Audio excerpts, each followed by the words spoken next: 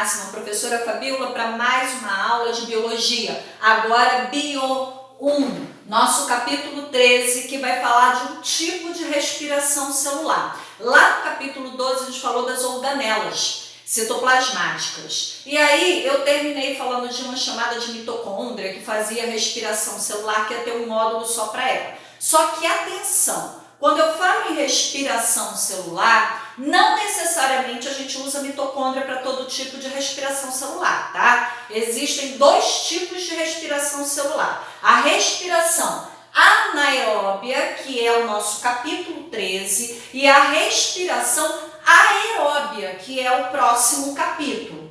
Respiração anaeróbia, a de negação, ela não vai utilizar o oxigênio. Tá? E na respiração aeróbia haverá a utilização do oxigênio. Gente, utilizar ou não, quando eu falo em respiração celular, na prática eu estou querendo pensar no quê? Eu estou querendo pensar que a célula precisa produzir energia. E como que essa energia é produzida pela célula? Realizando algum tipo de respiração celular. Seja ela uma respiração anaeróbia, que é o capítulo de agora, ou uma respiração aeróbia, que vai usar o O2, que é outro capítulo, tá? O que elas têm em comum? Serão processos celulares para produzir ATP. Fabíola, o que é o ATP? O ATP é energia, gente. A célula não vai funcionar se não houver energia para que ela fique viva, realize as suas funções. Então, esse processo de respiração celular, seja anaeróbia ou aeróbia, ele é fundamental para quê? Para que haja produção de energia. Como que a energia é produzida, Fabíola? Seja o processo anaeróbio ou o processo aeróbio, existe algo em comum. A gente vai partir da quebra da glicose. Então, será quebrada a glicose para quê? Glicose é açúcar, gente. É quebrada a glicose para quê? Para que a quebra da glicose me gere energia. Só que essa energia gerada pela quebra da glicose, ela não é dissipada na célula.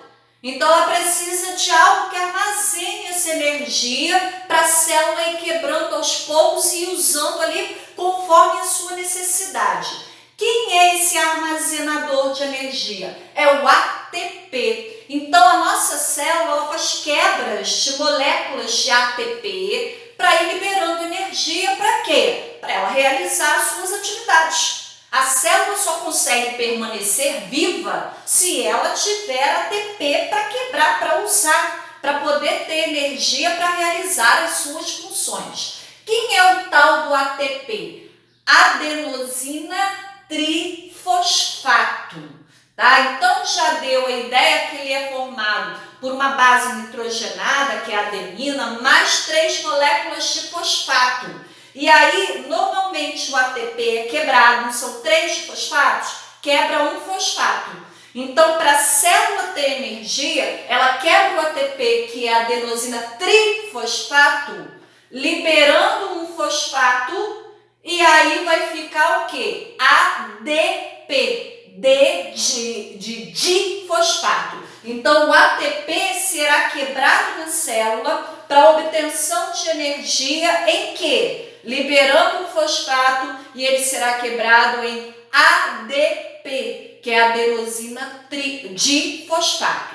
Então, a adenosina trifosfato é que vai armazenar essa energia liberada ali pela quebra de glicose. Entendido essa ideia de que seja a respiração celular do tipo anaeróbia ou aeróbia, a ideia é que a gente sempre vai partir da quebra da glicose com o objetivo de gerar o quê? De gerar fonte de energia para a célula, usar nas suas atividades, que é o ATP. Quando a célula usa o ATP, ela quebra o ATP em ADP, tá? Só que antes de seguir, entendida essa ideia básica aqui, a gente precisa fazer uma diferenciação que o aluno sente muita dúvida quando a gente começa essa aula. Atenção!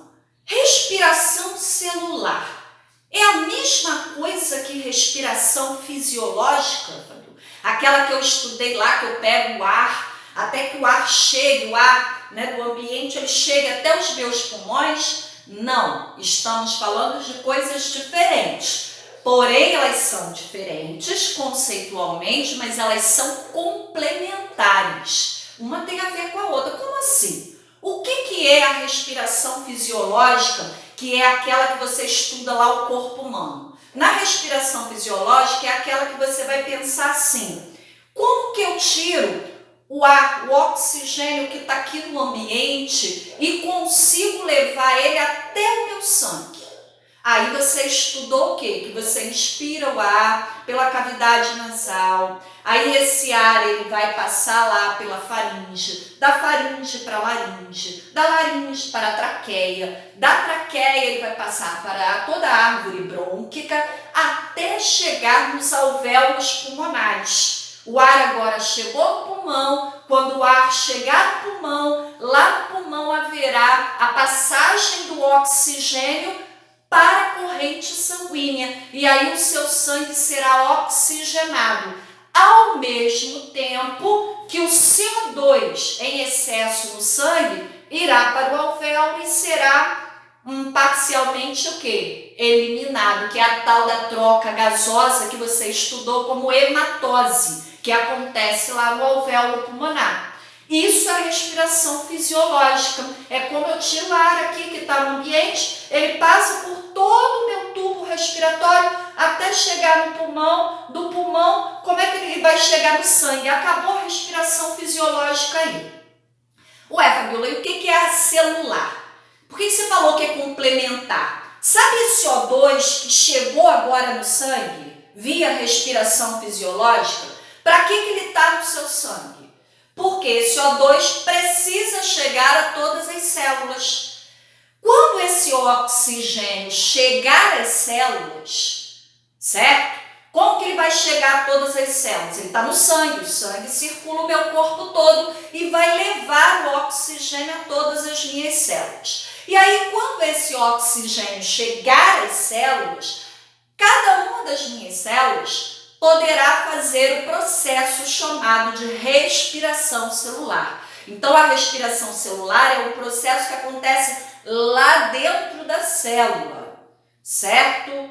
O exemplo que eu dei fazendo o link é da respiração aeróbica, porque ela vai usar o O2 que estava lá no teu sangue, vindo da respiração fisiológica, certo? Usou O2 é respiração aeróbica, certo? Não usou O2 e anaeróbia. Porém, o que acontece? Quando a célula realiza o processo de pegar a glicose, quebrar para fazer ATP, é respiração celular, porque é um processo que está acontecendo lá dentro da célula, com o objetivo de produzir ATP, produzir energia. Esse processo poderá usar o O2 que estava lá no sangue, que é o caso da respiração aeróbia. Nosso corpo ele funciona praticamente toda a base de respiração aeróbia, né? Os grandes aí organismos. A gente vai ver até que tem uma exceçãozinha ali, tem um detalhezinho. Porém, também existe o tipo de respiração anaeróbia, em que não vai haver a participação do O2, vai haver a quebra da glicose, porém não vai haver a formação ali do O2, tá? O que elas têm, assim, de vantagem, gente? A respiração aeróbia, ela promove a quebra completa, a oxidação completa. Então, a respiração aeróbia, ela me gera muito mais ATP para a célula. Claro que se nós somos um organismo complexo, as nossas células com certeza fazem respiração aeróbia e dependem demais daquela respiração fisiológica do ar que entrou no meu pulmão, foi para o sangue e agora minhas células vão usar esse O2 para fazer respiração aeróbia, que produz bastante ATP. Só que o nosso capítulo é respiração anaeróbia. Existem organismos simples, né, bactérias, por exemplo, que fazem respiração anaeróbia, que não usa ali a glicose, que não usa ali o oxigênio. Só que a produção de ATP na respiração anaeróbia é bem menor. Para você ter ideia, a respiração anaeróbia, ela gera 2 ATPs como saldo quando a gente quebra uma molécula de glicose. Já uma respiração aeróbia, que é aquela que vai usar o O2, que é o que as nossas células fazem aí a maior parte do tempo, ela, a partir de uma molécula de glicose, ela não vai gerar só 2 ATPs, ela vai gerar um saldo em média, sempre em média, de 38 ATPs.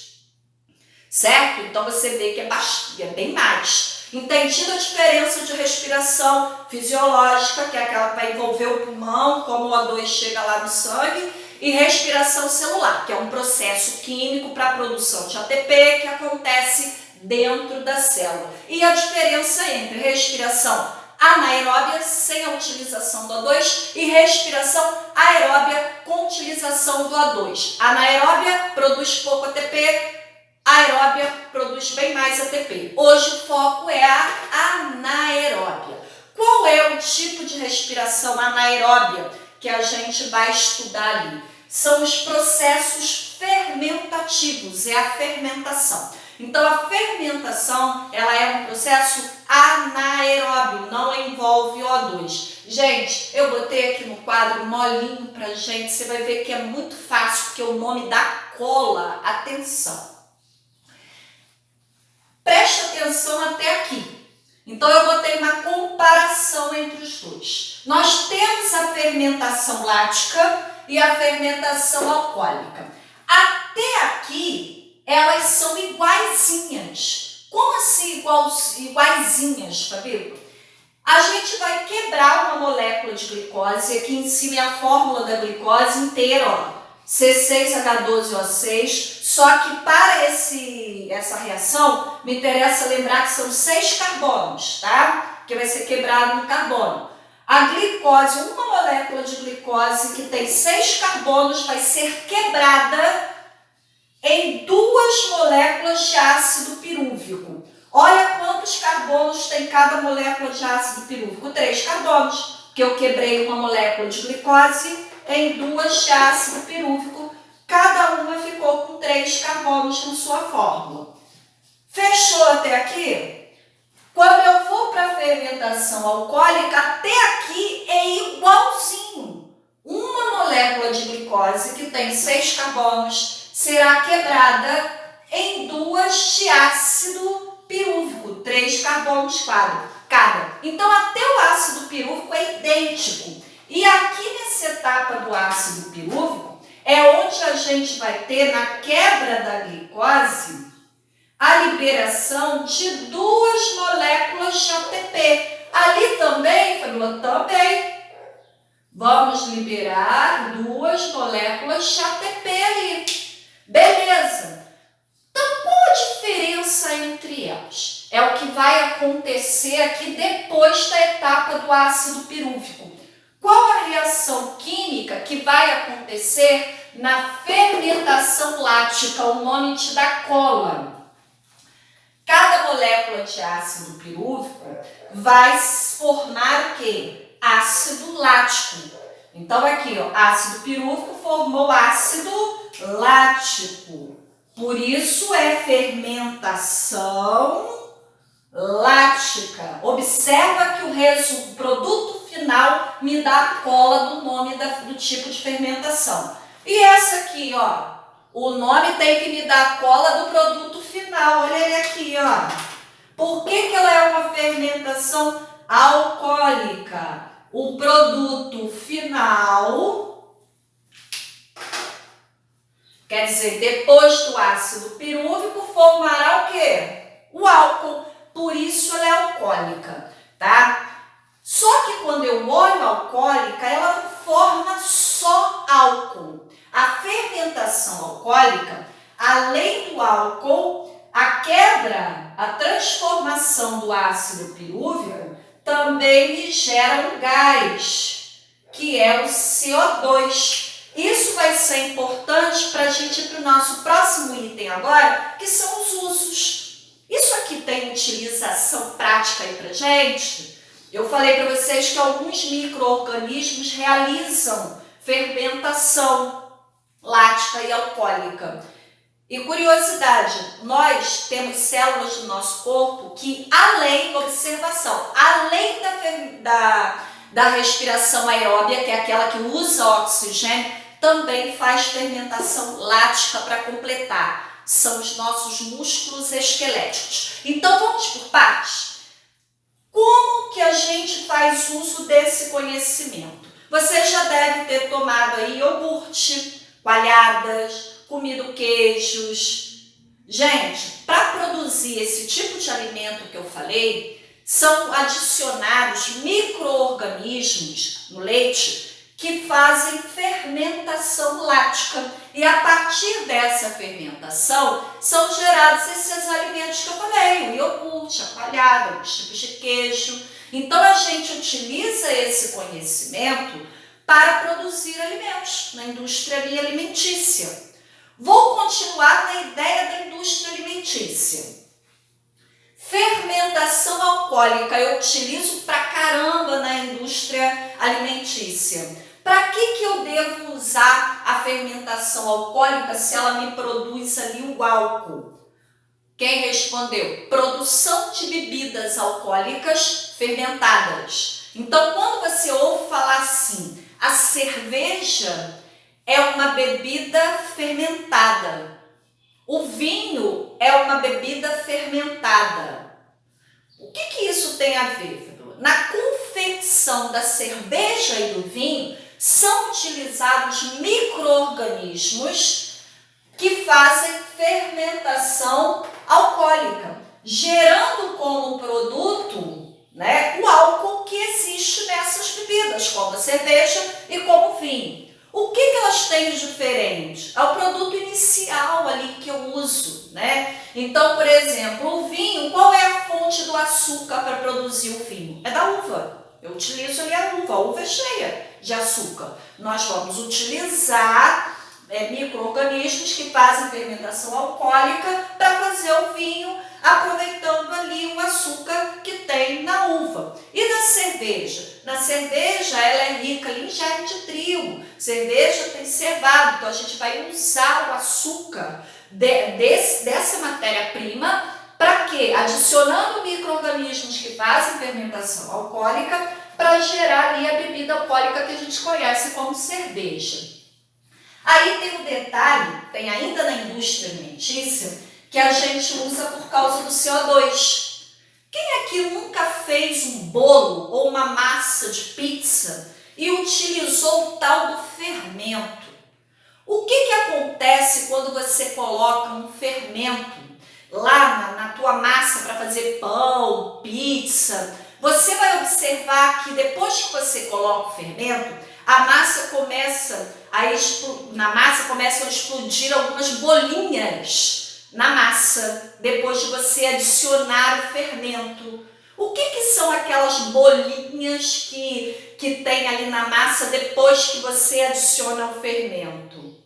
Está acontecendo um tipo de fermentação alcoólica. Só que agora, aquelas bolinhas que você está vendo na massa, surgindo ali, é por conta da liberação do CO2, que é um gás. Por isso que a massa fica explodindo ali aquelas bolinhas. Fabiola, então pizza, pão tem álcool? Não, porque ele vai evaporar. Quando você produz bebidas alcoólicas, essa fermentação ela tem que acontecer em ambiente fechado, vedado, que eu quero reter o álcool. No caso da massa, não. Da massa, esse álcool vai evaporar completamente e o CO2 ali tem qual função? Fazer a massa crescer, ficar mais fofa ali na alimentação. Certo? Olha aí o uso no dia a dia. Vou voltar para o ácido lático porque ele tem uma coisa que a gente precisa saber que vai além da indústria alimentícia. Eu falei para vocês que o nosso corpo, além da respiração aeróbia que usa ATP pra caramba, também faz fermentação lática. Mas é específico, gente. É uma célula do nosso corpo que ela é muito exigida, ela precisa de muito, mas muito mesmo ATP. Ela gasta ATP demais.